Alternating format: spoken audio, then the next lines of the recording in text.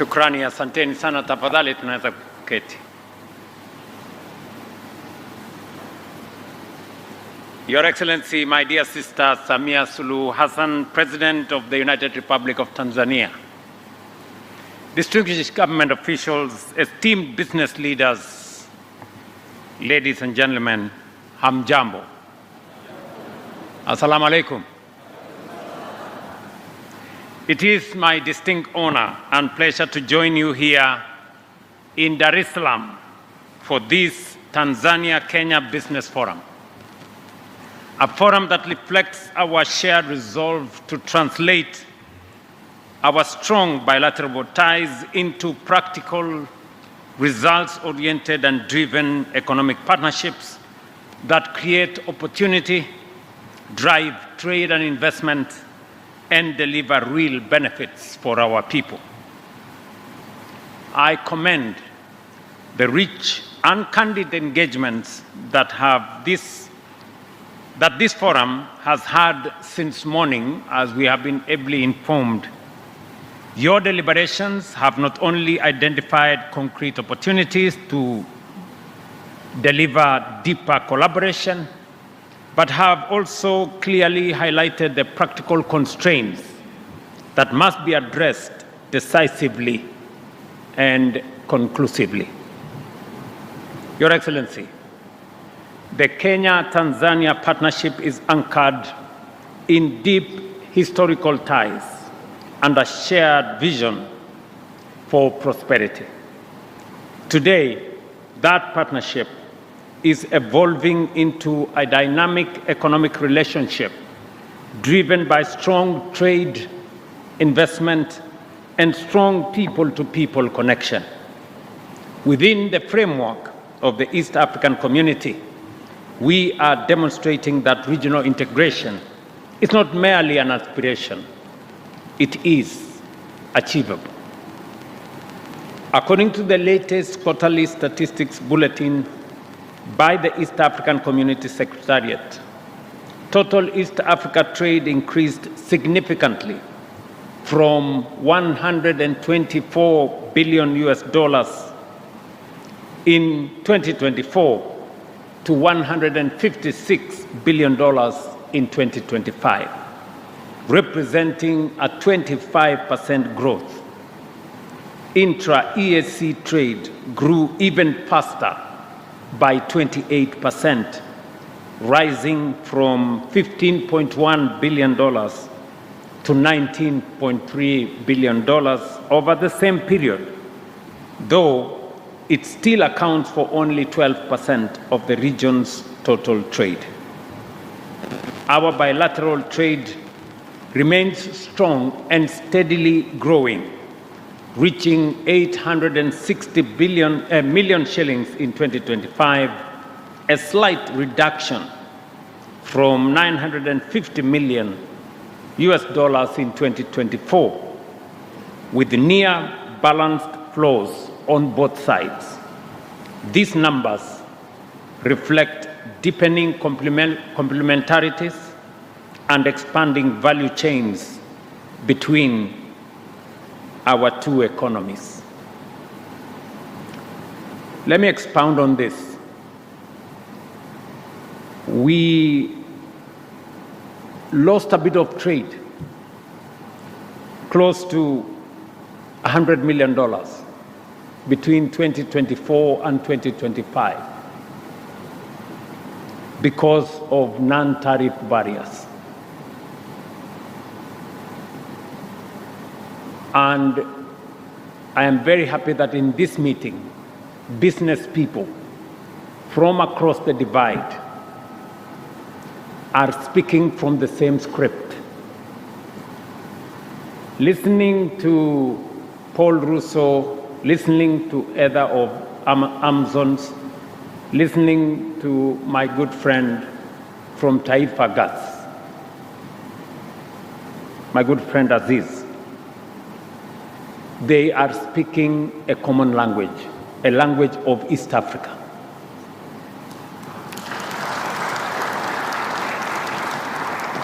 The reason why we are losing trade, we should have crossed by now the $1 billion mark. But instead of making progress, we are making progress in the opposite direction. And it is because there are some people,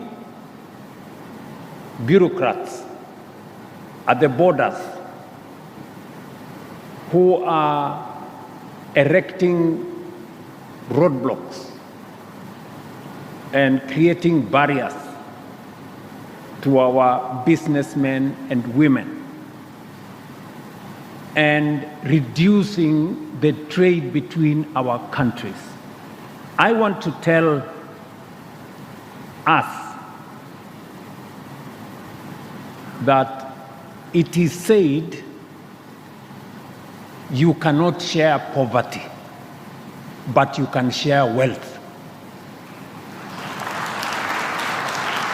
We must allow our business people to create wealth because we have an opportunity to share what we have. We cannot share what we don't have. And it is very important,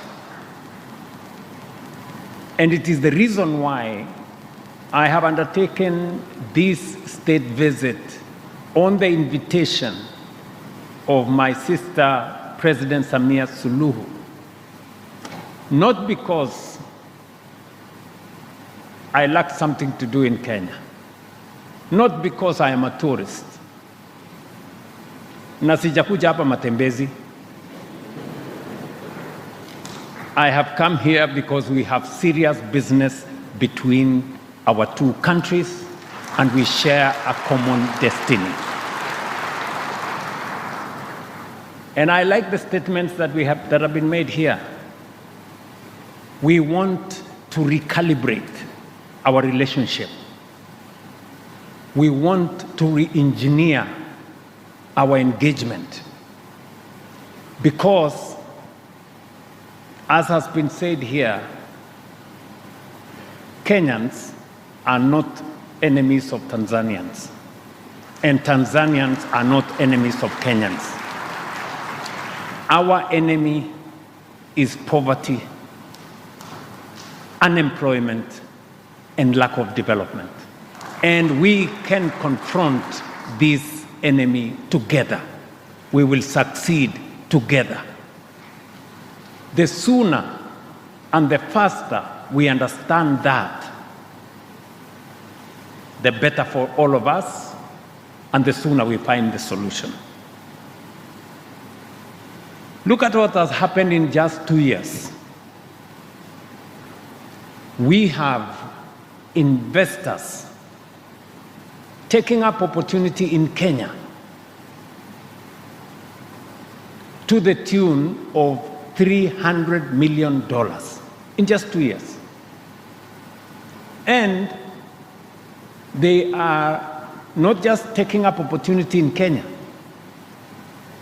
They are using Kenyan financial institutions to acquire those businesses. That is how collaboration works. Instead of complaining, look for the opportunity and take it up.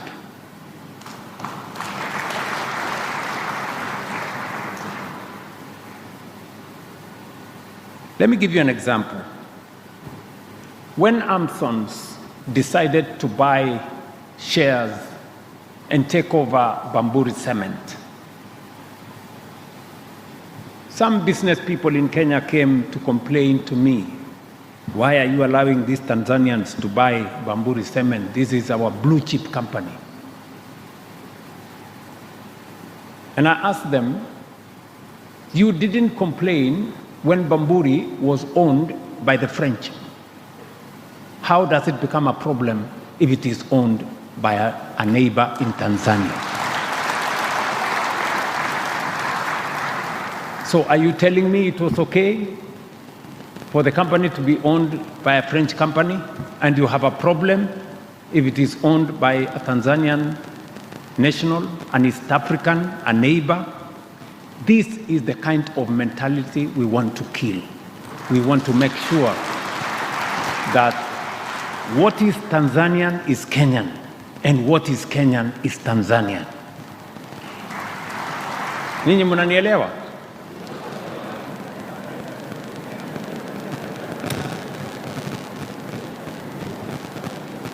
Investment flows are equally strong. Kenyan investments in Tanzania now exceed $1.7 billion, spanning financial services, manufacturing, telecommunication, and retail, while also positioning Kenya as a dependable source of industrial input for Tanzania. Tanzanian investments in Kenya, now over $330 million, are on the rise, particularly in tourism, manufacturing, energy, and agriculture. Together, these investments are driving job creation, facilitating skills transfer, and strengthening industrial capacity in both countries. Beyond trade and capital, our people remain the backbone of this partnership. The free movement of people, labor, services, and capital continues to unlock innovation, enterprise, and shared opportunity. Despite this progress, we must acknowledge that we are still underperforming relative to our full potential. The gap lies not in ambition, but in execution. Persistent non-tariff barriers, including delays at our borders, non-harmonized standards, and restricted market access, continue to impose real costs on our business.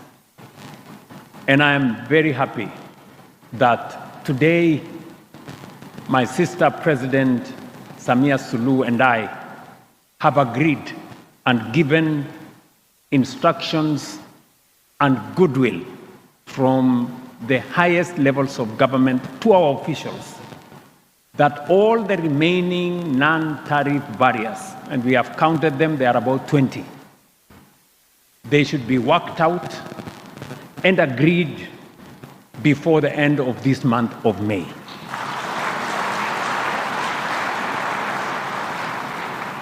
So that we can provide a seamless opportunity for our business people to work. Looking ahead, there is urgent need to enhance the building blocks of an efficient business ecosystem through infrastructure and connectivity, which are pivotal in unlocking our shared competitiveness across all sectors. Efficient transport networks, modernized ports, and robust digital systems will continue to be more consequential than ever before in lowering trade costs and amplifying regional value chains and potential. Ladies and gentlemen, first, we must strengthen the physical backbone of our integration from the seamless linkage of our standard gauge railways to greater complementarity between the ports of Mombasa and Dar es Salaam, and the transformative 400-kilowatt Kenya-Tanzania power interconnector is such one example. These are critical infrastructure projects that will drive economic growth and deepen our regional integration. Just for your information, the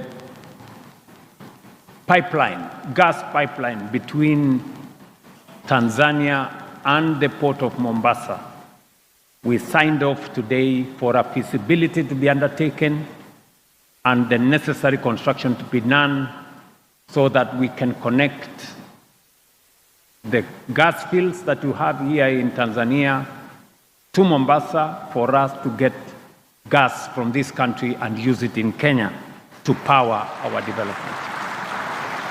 So I am sure Taifa Gas, Lake Gas, and all the other investors from Tanzania in our gas ecosystem, we have now sanctioned our two ministers to proceed with the necessary details for us to get that into action.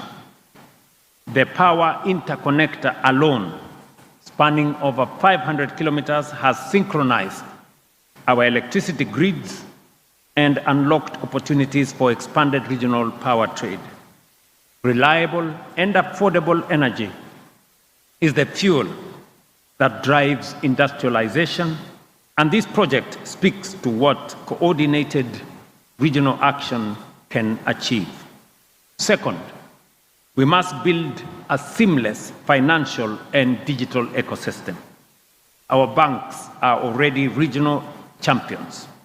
Our mobile money platforms are global benchmarks. The next step is clear: real-time, cross-border payments, interoperable fintech systems, and deeper capital market integration to unlock the digital economy at scale. I am looking forward to having a conversation on how we can finally actualize the mobile one area network. As you know, phone calls today from Kenya to Uganda and Rwanda are considered local telephone calls. There is still a problem. We still consider a phone call to Tanzania that it is a foreign call. Foreign to where? You know? Really, the people in that space, our investors in the mobile space between Kenya, Tanzania, and Uganda, including Rwanda, we should harmonize that space. We want a telephone call from Kenya to Tanzania to be local. We want a telephone call from Tanzania to Kenya to be a local call, because we are one people. Third, we must industrialize at scale together. Tanzania's strength in raw materials and natural resources, combined with Kenya's financial ecosystem, represents a powerful competitive advantage. Together, we can build integrated value chains in agriculture, pharmaceuticals, construction materials, and much, much more. And fourth, we must empower the private sector to lead. Government's role is to de-risk, enable, and accelerate. Your role as business leaders is to invest, innovate, and integrate. A target of US $500 million in new cross-border investments and $1 billion in trade over the next 3 years is ambitious, but entirely achievable if we act with purpose and alignment. Arising from this forum, we are making clear, actionable commitments. On non-tariff barriers, I have said we must transition from seemingly endless discussion to execution. Our governments will establish a joint mechanism to eliminate all outstanding barriers, publish a time-bound resolution plan, and implement a continuous monitoring system to ensure new barriers are addressed swiftly and conclusively. On private sector engagement, we fully support the establishment of a Tanzania-Kenya Joint Business Council as the central platform for structured collaboration, and I'm very happy that the business communities have signed an MOU here to facilitate, through sector-specific working groups, We will ensure continuous engagement and translate private sector priorities into investments, partnerships, and measurable outcomes.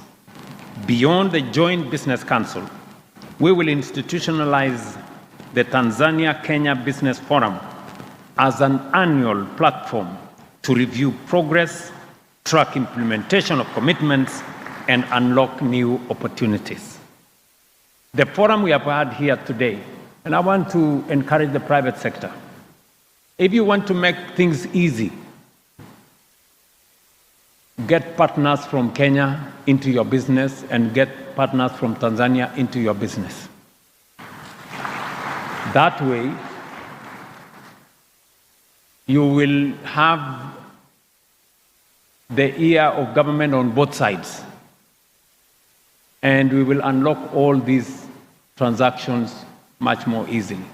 What we are offering is that this forum we are having today in Tanzania, let us have it next year in Kenya, and the following year in Tanzania, and the following year in Kenya, until we make this market one seamless market.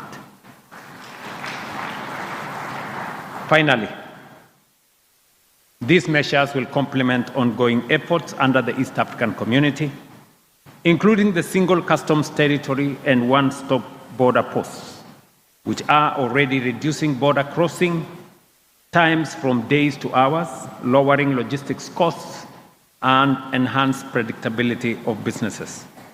The opportunities ahead, ladies and gentlemen, are immense, from agriculture and agro-processing to manufacturing, energy, tourism, and digital economy. Our two nations are uniquely positioned to build integrated, competitive, and globally relevant value chains. To the business leaders gathered here today, our moment is now.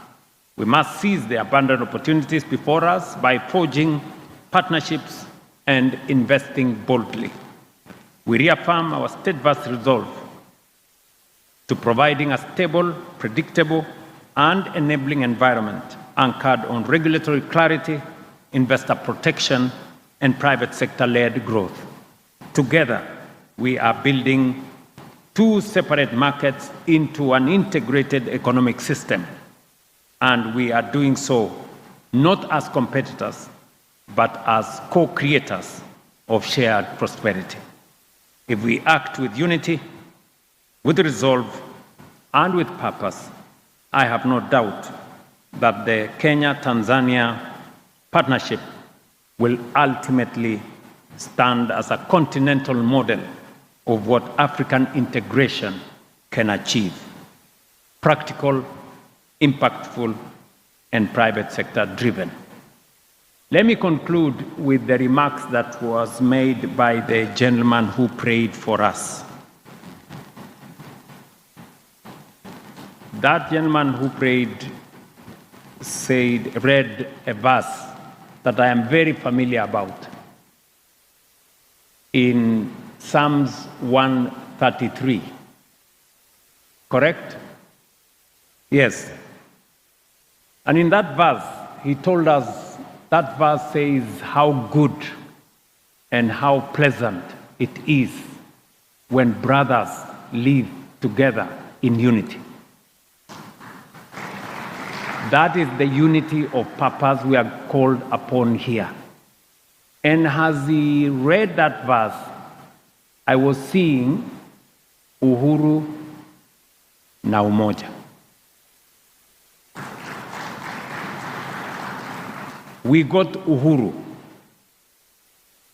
but what happened to umoja? That is what the prayer man was telling us. Unity. And I want to add that if he had continued reading that verse, in verse 3, it says, where there is unity, God commands a blessing. So that is the future. Thank you very much. God bless you, and see you soon in Nairobi. Asanteni sana.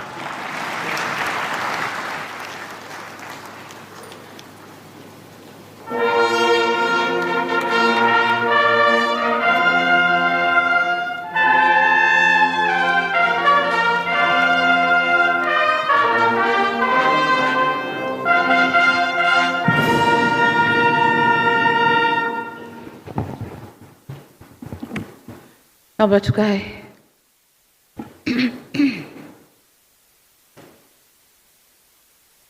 Mheshimiwa Rais William